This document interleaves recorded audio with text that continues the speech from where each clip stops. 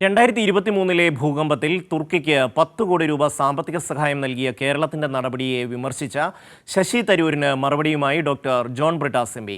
പ്രകൃതി ദുരന്തത്തിൽപ്പെട്ടവരെ സഹായിക്കുമ്പോൾ ഇന്ത്യ ശത്രുവോ മിത്രമോ എന്ന് നോക്കാറില്ലെന്ന് Brittas M P എക്സിൽ കുറിച്ചു. 2010 പാകിസ്ഥാനിൽ പ്രളയം വന്നപ്പോൾ രണ്ടാം UPA സർക്കാർ $2 കോടി നൽകിയത് തരൂർ മറക്കാനും പാടില്ലായിരുന്നുവെന്നും ബ്രിട്ടാസ് ചൂണ്ടിക്കാണിച്ചു. 2023 ഭൂകമ്പത്തിൽ തുർക്കിക്ക് 10 കോടി രൂപ കേരളം സഹായം നൽകിയതിനെ വിമർശിച്ച ശശി തരൂർ എംപിക്ക് മറുപടിയായാണ് ഡോക്ടർ ജോൺ ബ്രിട്ടാസ് എംപിയുടെ വിമർശനം. 2010 പാകിസ്ഥാനിലുണ്ടായ വെള്ളപ്പൊക്കത്തെ തുടർന്ന് അന്നത്തെ UPA സർക്കാർ $25 മില്യൺ സഹായം നൽകിയതിനെ ചൂണ്ടിക്കാണിച്ചുകൊണ്ടായിരുന്നു ബ്രിട്ടാസ് എംപിയുടെ എക്സ്പോസ്റ്റ്.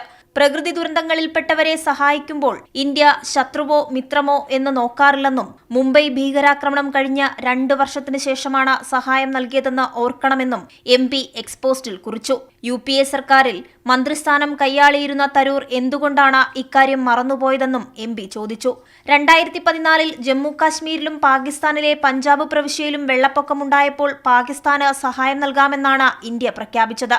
ഇന്ത്യൻ പാർലമെന്റ് അംഗങ്ങൾ ഉൾപ്പെടുന്ന പ്രത്യേക സംഘത്തെ നയിച്ച് അമേരിക്കയിലേക്ക് പുറപ്പെടുന്ന ഘട്ടത്തിലാണ് കേരള സർക്കാരിന്റെ വർഷങ്ങൾക്ക് മുമ്പുള്ള നടപടി അനുസ്മരിച്ച് വിമർശിക്കാൻ തരൂർ തയ്യാറായതെന്നും ഇത് കൗതുകമുണ്ടാക്കുന്നതാണെന്നും MP കൂട്ടിച്ചേർത്തു. വർഷങ്ങൾക്ക് മുമ്പ് കേന്ദ്ര സർക്കാരിന്റെ ആഹ്വാനമനുസരിച്ച് നൽകിയ സഹായത്തെ സങ്കുചിത രാഷ്ട്രീയ നേട്ടത്തിനായി ഉപയോഗിക്കരുതായിരുന്നെന്നും ബ്രിട്ടാസ് എംപി കുറ്റപ്പെടുത്തി. അദ്ദേഹം തന്റെ പദവി ഇടിച്ചുതാഴ്ത്തിയും കൃത്രിമ മറവി രോഗത്തിന് അടിമപ്പെട്ടും ഇത്തരമൊരു സാഹസിക കൃത്യത്തിന് മുതിർന്നതെന്തിനെന്നും ഫേസ്ബുക്കിൽ ശശി തരൂരിനൊപ്പമുള്ള ചിത്രം പങ്കുവച്ചുകൊണ്ട് ബ്രിട്ടാസ് എംപി വിമർശിച്ചു. കൈരളി ന്യൂസ്, ദില്ലി.